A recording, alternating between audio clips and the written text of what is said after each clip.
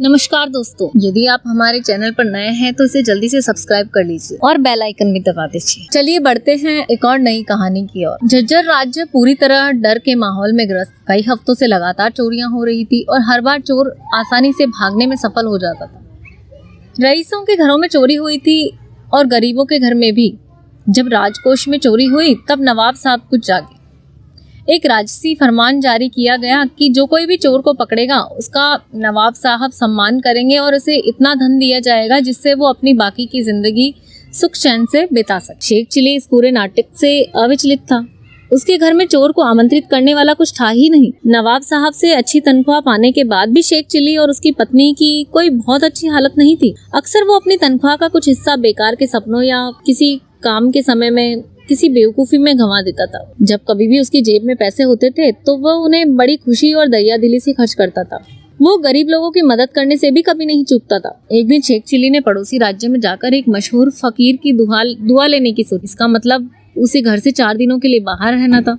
हाय अल्लाह, तुम मुझे इस डर के माहौल में इतने दिनों के लिए छोड़कर जाने की बात सोच रहे हो? उसकी बीवी फौजिया ने कहा। अगर इस बीच में घर में चोर आदम का तो क्या होगा? बेगम, कोई भी समझदार चोर हम पर अपना समय बर्बाद नहीं करेगा, शेखर ने उसे दिलासा देते हुए कहा। जब तक मैं वापस नहीं आता तब तक हमारी पड़ोसिन तुम्हारे साथ रात को आकर सो जाया करेगी। और किसे पता, यह भी हो सकता है कि मैं हम दोनों के लिए कोई अच्छी सी तकदीर लेकर वापस लौटूं। अगली सुबह वह रवाना हो गया और कुछ दिनों बाद उस फकीर का दिया हुआ एक ताबीज लेकर वापस लौटा।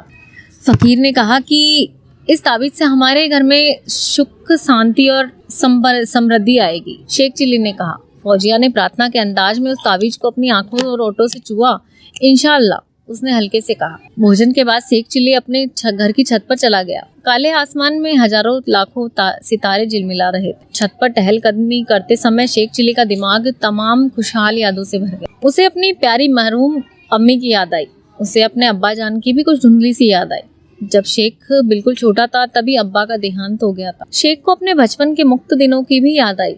कैसे उसकी पतंग आसमान को छूती थी, जैसे कोई जिंदा जानवर स्वतंत्रता के लिए संघर्ष कर रहा। ऊपर और ऊपर और ऊपर शेख चिली अपनी यादों की दुनिया में खो गया। वो चहलकदमी करता करता सीधे अपनी छत से नीचे कच्ची सड़क पर एक जोरदार आवाज धम से आकर गिरा। वो भाग्यशाली रहा क्योंकि 2-4 खरोंचों के अलावा उसे कोई खास चोट नहीं आई थी। वो सड़क पर गिरने की बजाय पुराने कपड़ों की गठरी पर आकर गिरा था। जैसे ही पड़ोस के लोग अपनी लालटेनें लेकर मौके पर शिनाख्त के लिए पहुंचे, उन्हें कुछ पुराने कपड़े उठाकर भागते हुए दिखाई दिए। उन्होंने उस भागते हुए आदमी को तुरंत पकड़ लिया और फौरन उसे बेनकाब कर दिया। ये वही चोर निकला जिसने काफी अरसे से पूरे राज्य में आतंक मचाया था। चोर शेख चिली के घर चोरी करने के लिए आया था। उसे उम्मीद थी कि बेफिक्र रहने वाले शेख चिली के घर पर जरूर कहीं ना कहीं धन छिपा हुआ हो। अगले दिन नवाब साहब ने सारी सभा के सामने चोर को पकड़ने के लिए शेख चिली को बधाई दी और इस बात की पुष्टि भी की कि भविष्य में शेख चिली के परिवार का पूरा खर्च राजकोष वहन करेगा। तावीज का आशीर्वाद फल फूल रहा था।